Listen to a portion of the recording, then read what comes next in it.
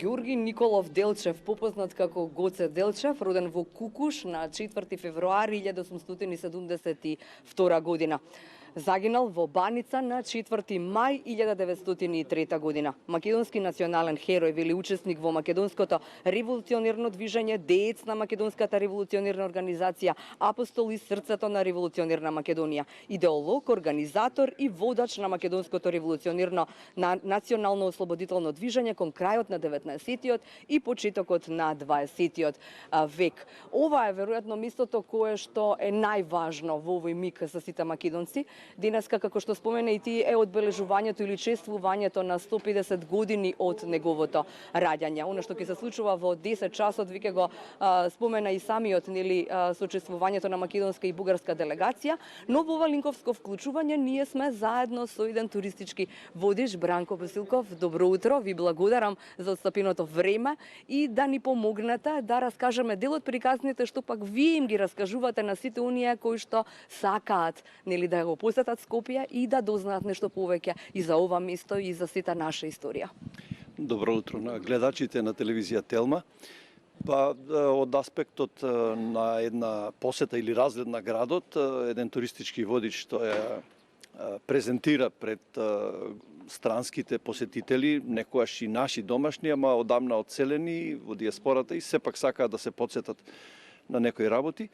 Ова е едно од оние места што ги викаме хайлайтс на градовите.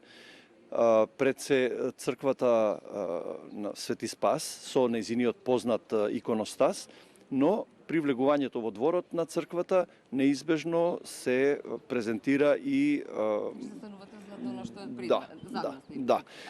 саркофагот, каде што е гробот на познатиот, ако не и најголемиот револуционерен водач на Македонија за ослободување, Гоце Делчев.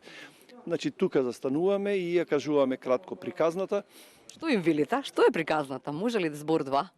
Приказната, доколку се од подалечни земји, нормално дека не знаат кој е Гоце Делчев и тука се представува неговото дело, нели, револуционер, учител, ги учел народните маси за слободата, за движењето, но и неговите визии пред да почне вклучувањето. Јас ви спомнав една која што многу често ја користам пред посетителите од европските земји, нели, една, ако не и најпознатата реченица негова, дека го разбира светот како поле за културен надпревар на народите, а не политички, не воен надпревар, културен надпревар, но далеку поискрен во таа своја намера, отколку она што нас ни се сервира денес од Европа. И какви се реакциите? Некојаш малку кисели, но 90% им се допаѓа.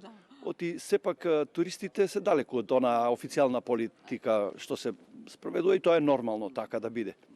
Им се допаѓа приказната за човек кој што имал мисија и го заложил целиот свој живот за таа мисија. Само да споменеме, Султана е неговата мајка, а ова Георги Николов е всушност на Никола дете, така? Да, така доаѓа во поранешно време. Делчев е фамилијарното презиме, кое што сепак влече на некој Делчо. И така одело редоследот, значи, Ѓорѓи Николов Делчев. Така е, да. И потоа, по овој саркофаг и приказната ваша, која што е специфична, нели, и различно реагираат сите. Да, луѓето од балканските земји, како реагираат тие? Луѓето од балканските земји горе-долу знаат Гоце Делчев револуционер, но деталите нормално не ги знаат и тука веќе представуваме многу работи од неговата мисија, неговото работење за реформи, за самото делување, начинот на делување на комитетите и така натаму, но сепак гледаме на концизна приказна да можат да не пратат. Оти ако одиме многу во ширина, тоа е веќе за друга намена. Да. А кога потоа по саркофагот се влегува внатре, така, во манастирот, во црква? После саркофагот влегуваме во црквата Свети Спас и таа има своја специфична приказна, многу интересна приказна, но внатре се крие едно вистинско богатство на македонската култура, културно наследство. Тоа е иконостазот на тајфата на Петре Филиповски Гарката и неговите следбеници. Еден од 4 иконостаси направени за време на нивната богата кариера. Тие направиле повеќе иконостаси, но тие 4 се сметаат за највредни, а ако не и највредниот овдека во црквата Свети Спас. И она што ми го рековте, нели околу трите камена, околу тоа, што е тоа? Како реагираат? Да речеме, кога се балканските држави, кога се можеби и некои од бугари меѓу нив, нели? Спорот сега го редефиниравме, како да кажам, но како реагираа порано кога ги носевте тука? Знаете како, порано не беа толку осетливи затоа што политиката не третираше толку. Политиката многу ги труе некогаш односите меѓу луѓето.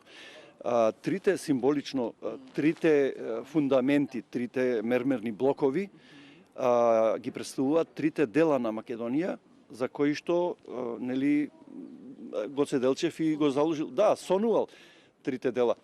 Тие три дела нормално после балканските војни настануваат, но сепак и тогаш била Вардарска, Пиринска, Егејска Македонија као географски делови, да. Бугарите овој период што настана после нели влегувањето на Бугарија во Европската унија и малце тие односи, малце ги залади односите. Иначе луѓето се релаксираа од политиката. На крајот на краиштата секогаш доаѓа некое провокативно прашање, во секоја група има некој што ама тој е наш.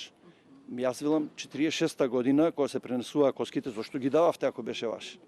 Значи, ги дадовте и дури новините бугарски известуваат дека големиот син на Македонија заминува во својата татковина за која што го даде животот, да почива тамо.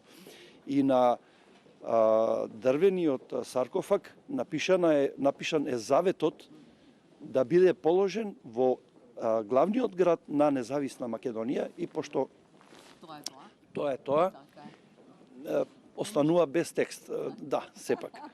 Така е. Сега, онаа прашање од студио, нели, за кое што сакавме да прашаме, колку пак ние, еве како Скопјани, еве како македонци, знаеме да го испочитуваме, да речеме и да дојдеме, или само е тоа 4 февруари, можеби некогаш 4 мај, нели, кога е неговото загинување, да го посетиме и да му се поклониме на најголемиот?